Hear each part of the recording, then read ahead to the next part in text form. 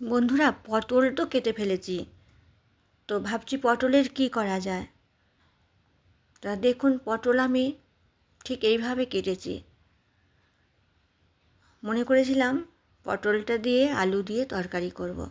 তারপর হঠাৎ মাথায় খেলে গেল যে দেখি একবার এই রেসিপিটা বানিয়ে কেমন হয়।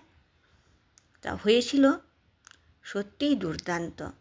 তার জন্য ভিডিওটা আপনারা দেখুন, আর আপনাদের সকলকে স্বাগত জানাচ্ছি। তো দেখুন, পটল আমি কেটে ধুয়ে একদম রেডি করে নিয়েছি। নিয়ে পটলটা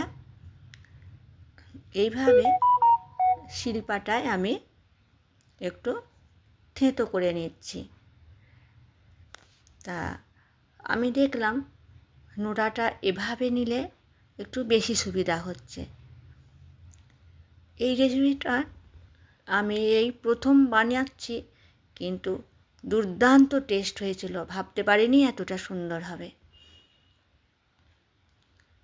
খুবই সিম্পল জিনিস, খুব সামান্য উপকরণে এই রেসিপিটা আমি বানাচ্ছি। আপনারা দেখুন, নিশ্চয়ই আপনাদের ভালো লাগবে এই রেসিপিটি। তো আমি এভাবে পটলটা একটু ছেঁচে সামান্য হালকা করে বেটে নিয়েছি। ঠিক এইভাবে, একদম মিহি হবে না, বেশ এরকম দানা দানা থাকবে। তারপর কড়াইয়ে তেল বসিয়ে দিলাম, কড়াই বসিয়ে দিয়েছি, তাতে দিয়ে দিচ্ছি সর্ষের তেল। তেলটা আমি কড়াইয়ের চারপাশে নাড়িয়ে নিচ্ছি, তাতে আমার নাড়াচাড়া করার সুবিধা হবে, তলায় বসে যাবে না। তেল গরম হয়ে গেছে, এখন দিয়ে দিলাম গোটা জিরে আর একটা শুকনো লঙ্কা ফোড়নের জন্য। এরপর আমি পটল নিয়ে নিচ্ছি, রসটা একটু চিপে নিলাম, নিয়ে কড়াইয়ে দিয়ে দিচ্ছি।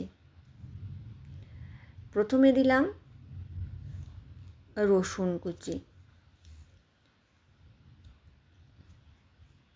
রসুনটা একটু লালচে হয়ে আমি ভেজে নিয়েছি, আর তারপর দিয়ে দিচ্ছি এই যে পটল। সমস্ত পটলটাই এভাবে দিয়ে দিলাম। আমি রসটা একটু চিপে নিয়েছি, কিন্তু রসটা না চিপলেও কোনো অসুবিধা নাই, কারণ একটু তো সিদ্ধ হতে লাগবে জল, তাই ওই পটলের জলেতেই পটল সিদ্ধ হয়ে যাবে, তাই রস না চিপলেও হবে। তারপর এভাবে ভালো করে এটা আমি নাড়াচাড়া করে নিচ্ছি। দিয়ে দিচ্ছি পরিমাণ মতো লবণ, আর দিয়ে দিচ্ছি মিষ্টির জন্য অল্প পরিমাণ চিনি। দিয়ে দিলাম জিরের গুঁড়ো, দিয়ে দিচ্ছি হলুদের গুঁড়ো। যেহেতু আমার পরিমাণ কম আছে, তাই আমি সব কিছুই কম কম পরিমাণে মশলা দিলাম। দিয়ে এবার ভালো করে কষিয়ে নিচ্ছি। তো এই রেসিপিটা সম্পূর্ণ দেখুন, এটি ভাত বা রুটি, পরোটা সব কিছুর সাথেই কিন্তু ভীষণ ভালো লাগবে।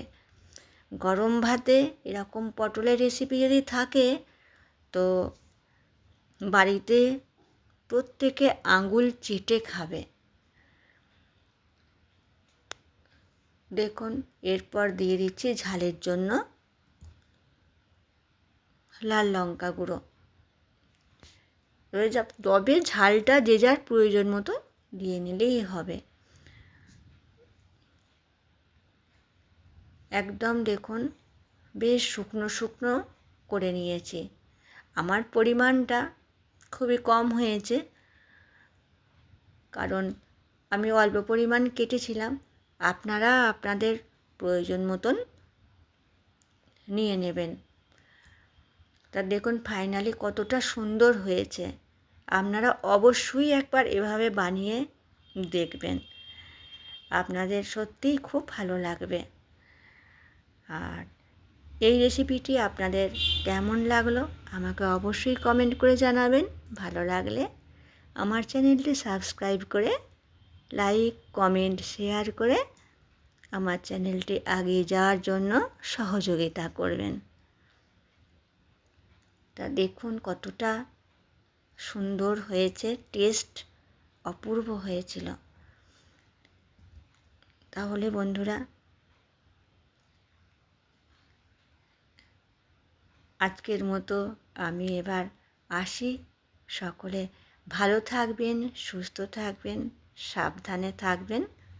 আবার দেখা হবে আগামী দিনে।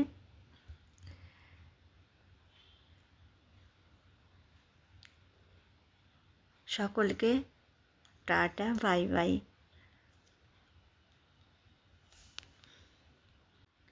আর সকলকে জানাচ্ছি আমার আন্তরিক শুভেচ্ছা আর ভালোবাসা।